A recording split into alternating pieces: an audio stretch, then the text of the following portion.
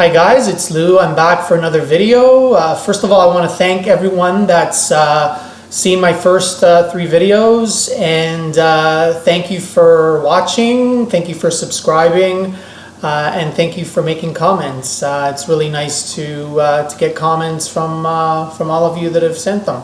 For today's topic, again inspired by some videos that I've seen. I love watching videos of lists, and this particular one is for the top live albums. My particular list is the top 10. I do have some honorable mentions to start, but I restricted the list to 1 album per artist, and also I restricted it to what I have on vinyl, so I'm not including anything that I may have on CD. Okay, so to start off with a few honorable mentions. Sting, Bring on the Night. This Sting album, I showed this in my vinyl tag. I used to play this a lot back in the 80s. This album is for Sting's first solo tour for the Dream of Blue Turtles album. And he had a lot of great jazz musicians in his band. He had a top-notch band. Some notable names: Branford Marsalis on sax, Kenny Kirkland on keyboards, Omar Hakim on drums, and Daryl Jones, who's the current bass player with the Stones, on bass. And this band only stuck in this format for one tour. This is a great album. It includes a lot of Police tracks, some lesser known Police tracks. But they're all done in sort of a nice jazz rock style. So they're not definitive live versions of Police songs, but very interesting versions. Bring on the Night, When the World is Running Down, You Make the Best of What's Still Around, One World Not Three, Demolition Man. There's some really cool jazzy versions of Police songs on this. Next honorable mention is Dire Straits, Alchemy. This album is for the Private Investigations tour and includes some great live extended versions of Sultans of Swing, Ton of Love. Some, as you know, if any of you who are fans of Dire Straits know, Mark Knopfler's guitar is unbelievable live. And a more current honorable mention, Tame Impala live versions. This is a Record Store Day release. Single record. The first 2 that I mentioned are both double LPs. This is a single LP. It could probably have been a nice double LP. This is from the Lonerism tour, so it includes tracks obviously from Lonerism, Inner Speaker, and the Tame Impala EP. A Half Full Glass of Wine from that album.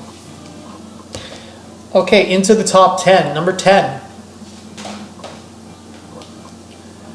Nirvana, Unplugged.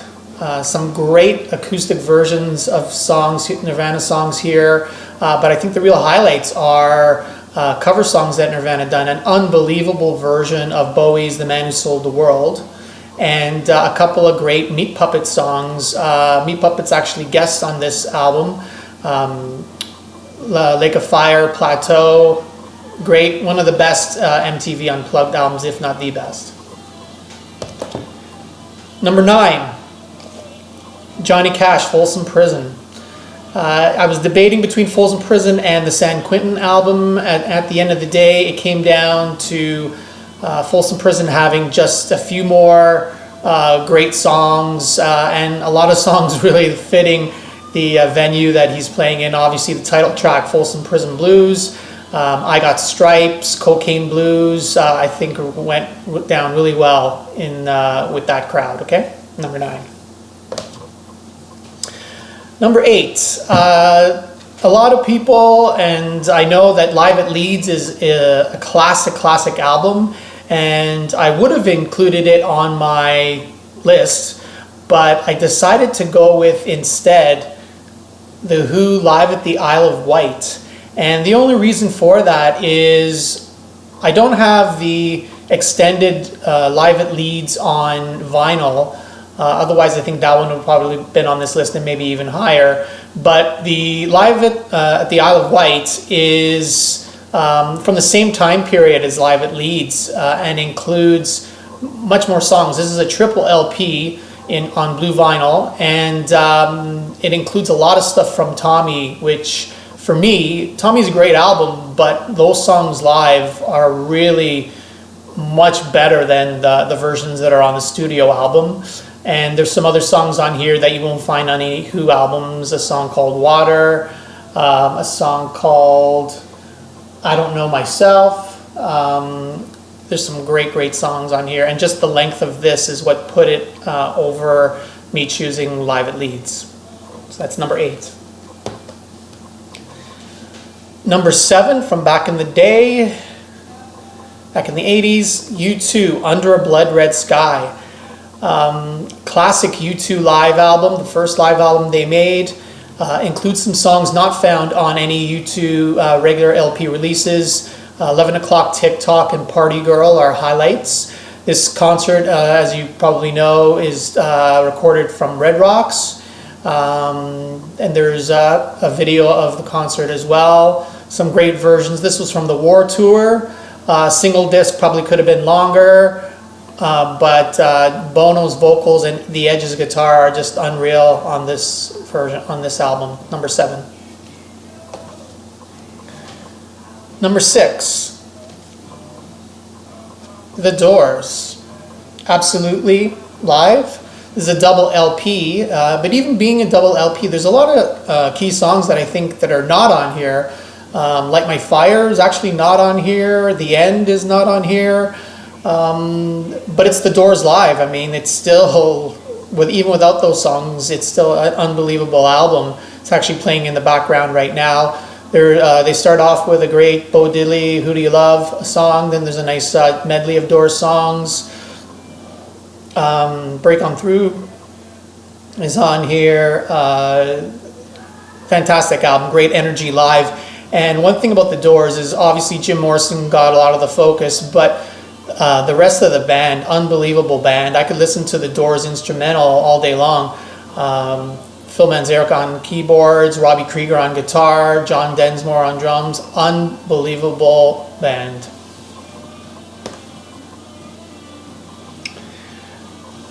Number 5, Talking Heads. The name of the band is Talking Heads. Double LP.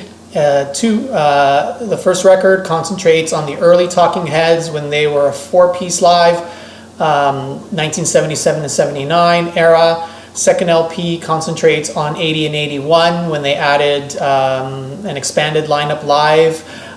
Includes the amazing Adrian Belew on guitar, who I really love as part of other bands, and who also joined King Crimson in the 1980s and onward. Talking Heads.